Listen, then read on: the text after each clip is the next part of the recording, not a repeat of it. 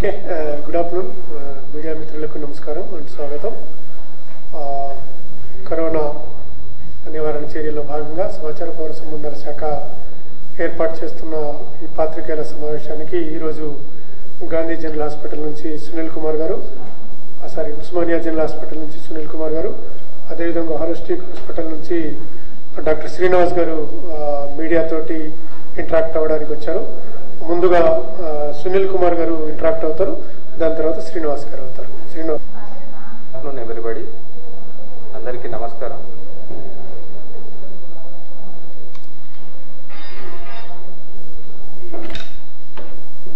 Corona virus అనేది ఒక viral infection.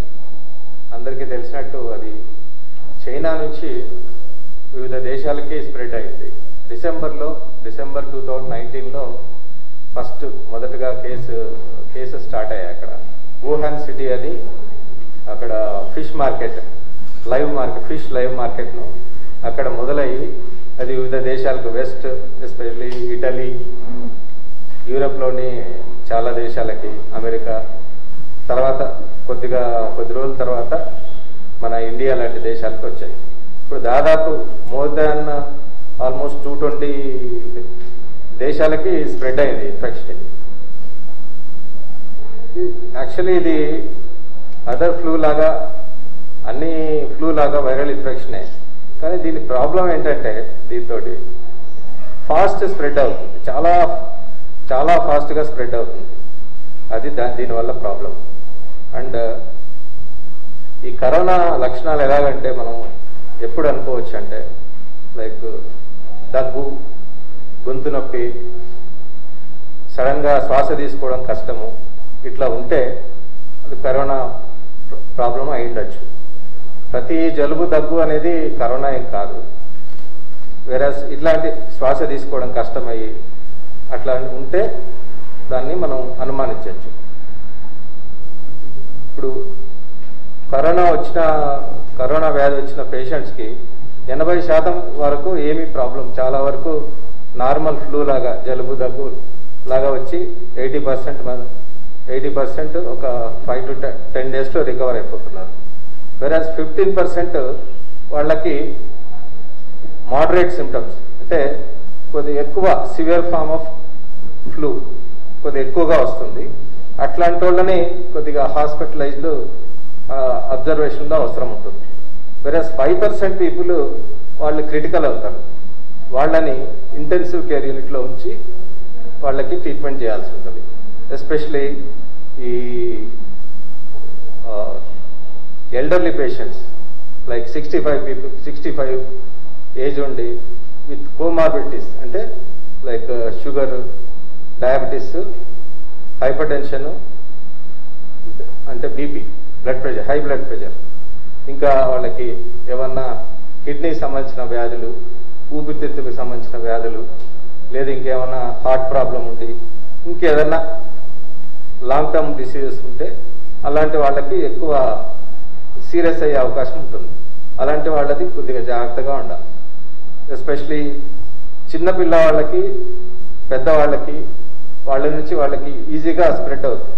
కాబట్టి వాళ్ళు మరి బిలో 10 years వాళ్ళు, అబౌవ్ 65 years వాళ్ళు కొద్దిగా దూరంగా ఉండాలి, కలిసిమెలిసి దగ్గరగా ఉండకూడదు. వీళ్ళకేమో చిన్నపిల్లలకేమో ఈజీగా రికవర్ అవుతారు. వేరే 65 years ఉన్న వాళ్ళకి చాలా కాంప్లికేట్ అయ్యే అవకాశం ఉంటుంది. లక్కీలీ మన ఇండియాకి వచ్చిన వైరస్ వచ్చేసి తక్కువ విరులెన్స్ ఉంది. బై గాడ్స్ గ్రేస్ అది తక్కువ విరులెన్స్ ఉంది కంపారిటివ్గా. వేరే వెస్ట్తో కంపేర్ చేసుకుంటే ఇక్కడ డెత్ రేటు బాగా తక్కువగా ఉంది. కేసెస్ తక్కువ ఉన్నాయి అండ్ డెత్ రేట్ కూడా తక్కువగా ఉంది. యాక్చువల్లీ మనం అబ్జర్వ్ చేస్తే ఈ వెస్టర్న్ కంట్రీస్తో పోలిస్తే ఈ ట్రాపికల్ కంట్రీస్ లైక్ ఇండియా, మన అడ్జసెంట్ కంట్రీస్ లైక్ పాకిస్తాన్, ఇవన్నీ ఇట్లా కంట్రీస్ చూస్తే కంపారిటివ్లీ కేసెస్ తక్కువగా ఉన్నాయి అండ్ డెత్ రేట్ కూడా ఇక్కడ తక్కువగా ఉంది. ఈ యాజ్ ఆన్ డేట్ మన దేశంలో 1196 కేసెస్ ఉన్నాయి ఇక్కడ. అండ్ ఐ మీన్ నాట్ ఇండియాలో కాదు, తెలంగాణలో. మన తెలంగాణలో 1196 కేసెస్ ఉన్నాయి. డెత్స్ వచ్చేసి 30 మంది డెత్స్ ఉన్నారు. వెరాజ్ ఇండియాలో 67,000 మంది ఉన్నారు కేసెస్. డెత్స్ వచ్చేసి 2200. వరల్డ్ వైడ్ దాదాపు ఆల్మోస్ట్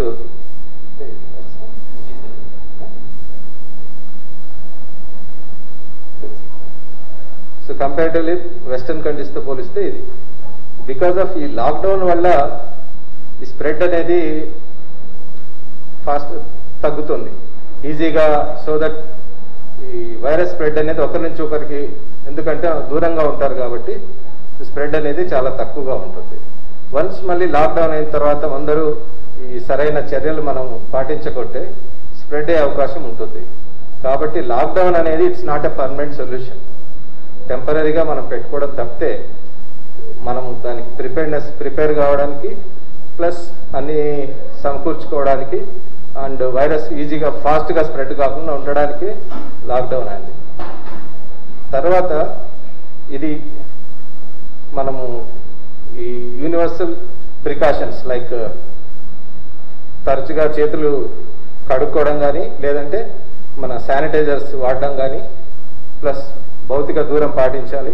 కనీసం ఒకరి నుంచి ఒకరు 2 మీటర్స్ అన్నా ఉంటే మంచిది, స్ప్రెడ్ కాకుండా ఉంటుంది. అండ్ తరచు మనము పర్సనల్ హైజీనిక్ అంటే వ్యక్తిగత పరిశుభ్రత, దాన్ని కూడా మనం పాటించాలి. పాటిస్తేనే దీన్ని మనం ప్రివెంట్ చేయవచ్చు. ఇది ఎంతవరకు, ఇంకా ఎన్ని రోజులు ఉంటుంది, ఎంతవరకు ఉంటుంది అనేది ఇంకా ఏం చెప్పలేము. అండ్ దీనికి యాజ్ ఆన్ డేట్ ట్రీట్మెంట్ కూడా there is no definite treatment for this. ఏ డ్రగ్ కూడా పక్కగా అప్రూవ్ ఈ కరోనాకి పనిచేస్తుందనే డ్రగ్ ఇంతవరకు లేదు. అండ్ వ్యాక్సిన్ కూడా ఇంకా మనకు ట్రయల్స్లోనే ఉంది. ఈ ట్రయల్స్లోనే ఉంది. ఇది రావడానికి మేబీ 1 year పట్టచ్చు. కాబట్టి నేను రిక్వెస్ట్ చేసేదంటే అందరూ దీన్ని ఏదో వెళ్ళిపోతుందనో, లేదంటే ఇంకా ఏదో దీనికి ఏం చేయదనో అట్లా కాకుండా అందరూ దీనికి జాగ్రత్తగా మన యూనివర్సల్ ప్రికాషన్స్ పాటిస్తూ దాన్ని చేస్తే మనం దీన్ని మనకు రాకుండా ఉండొచ్చు. Thank you. నా పేరు డాక్టర్ శ్రీనివాసరావు అండి. నేను general physician from holistic hospitals Kukatpally. Past 2 నెలల నుంచి మనం చూస్తున్నాము కరోనా వైరస్ ఇండియాలో బాగా స్ప్రెడ్ అవుతూ ఉంది. అండ్ సార్ చెప్పినట్టుగా ఇది వెరీ కంటేజియస్. బట్ వేరే ఈస్టర్న్ కంట్రీస్తో పోల్చిన, అంటే మనకి వెస్టర్న్ కంట్రీస్తో పోల్చిన కొంచెం బెటర్ పొజిషన్లో డెత్ రేట్ అనేది ఇండియాలో ఉంది. ప్రాబబ్లీ ఇది మన టెంపరేచర్ కావచ్చు, లేదా ఇమ్యూనిటీ సిస్టమ్ కావచ్చు, లాక్డౌన్ ఎఫెక్ట్ అవ్వడం కావచ్చు, ఆర్ మన బాడీ మన జెనెటికల్ మేకఓవర్ కావచ్చు. It is still not clear. కానీ ప్రికాషన్స్ మనకి దాదాపు 40 రోజుల నుంచి లాక్డౌన్ ఉంది. 27 ప్రాబబ్లీ మన తెలంగాణ స్టేట్లో అయిపోబోతోంది. దాని తర్వాత మన నార్మల్ లైఫ్కి మనం స్టార్ట్ అవుతుంది. అయితే ఈ టైంలో మనం చాలా జాగ్రత్తలు ప్రికాషన్స్ తీసుకోవాలి. లైక్ సడన్గా ఒక్కసారి ఓపెన్ చేసేది కదని చెప్పి అందరూ హాస్పిటల్స్ రావడం కానీ, లేదా పబ్లిక్ ప్లేసెస్కి వెళ్ళటం కానివ్వండి చేయకూడదు. అండ్ హాస్పిటల్స్కి వచ్చే ముందట ఎస్పెషల్లీ గత 2 నెలల నుంచి చాలామంది పేషెంట్స్ లైక్ ఇప్పుడు బీపీ కానీ షుగర్ ఉన్న పేషెంట్స్ 2-3 నెలలకు ఒకసారి రెగ్యులర్ విజిట్ చేస్తూ ఉంటారు హాస్పిటల్స్కి.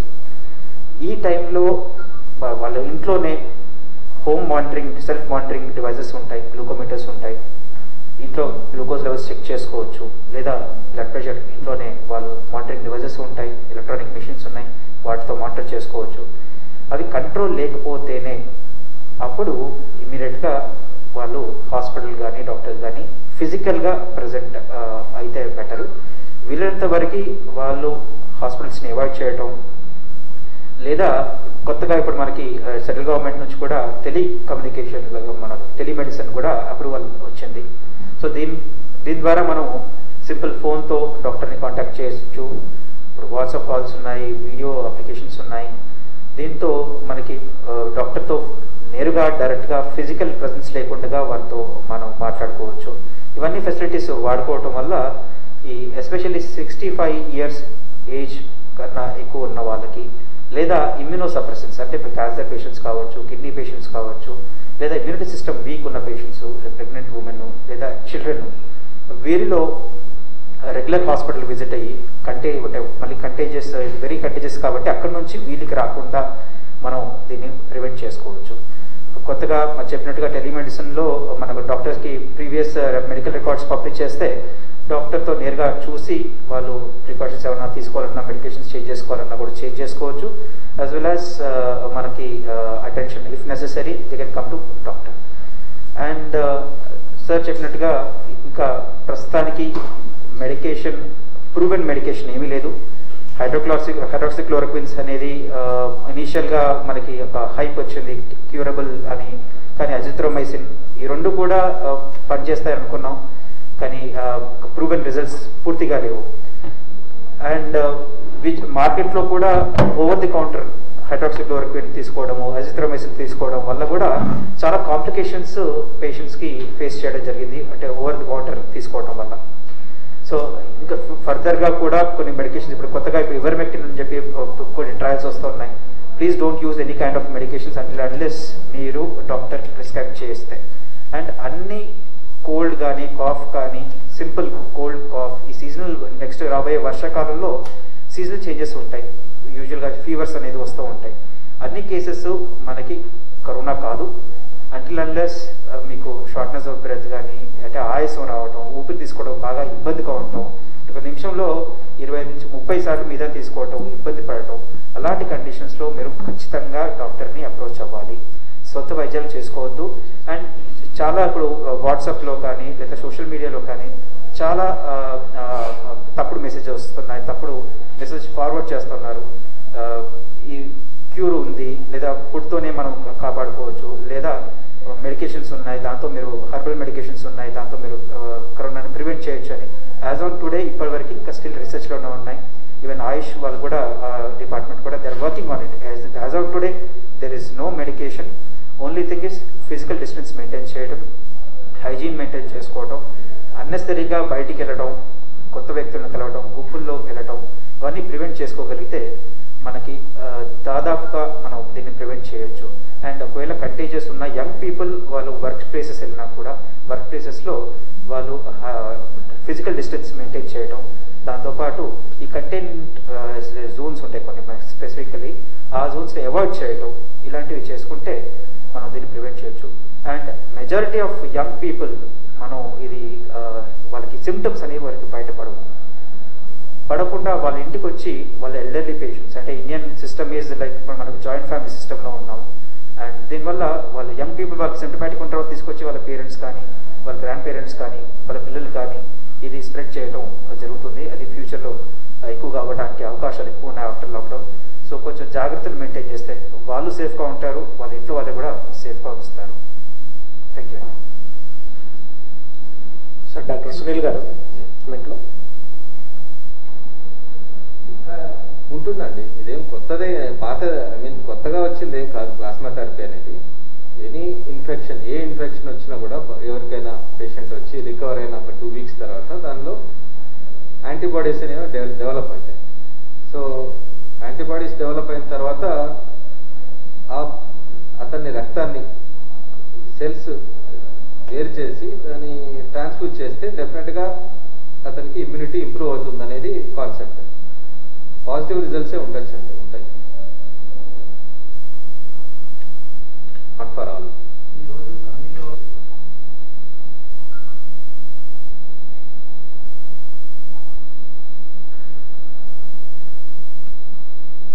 ఇవ్వండి సమాచార పౌర సంబంధాల శాఖ తరఫున డాక్టర్ సునీల్ కుమార్ గారికి, అదేవిధంగా శ్రీనివాస్ గారికి ధన్యవాదాలు తెలియజేస్తూ ఈరోజు ఈ మీడియా కవరేజ్కి వచ్చిన మీడియా మిత్రులందరికీ మరొకసారి ధన్యవాదాలు తెలియజేస్తూ ముగిస్తున్నా. Thank you very much.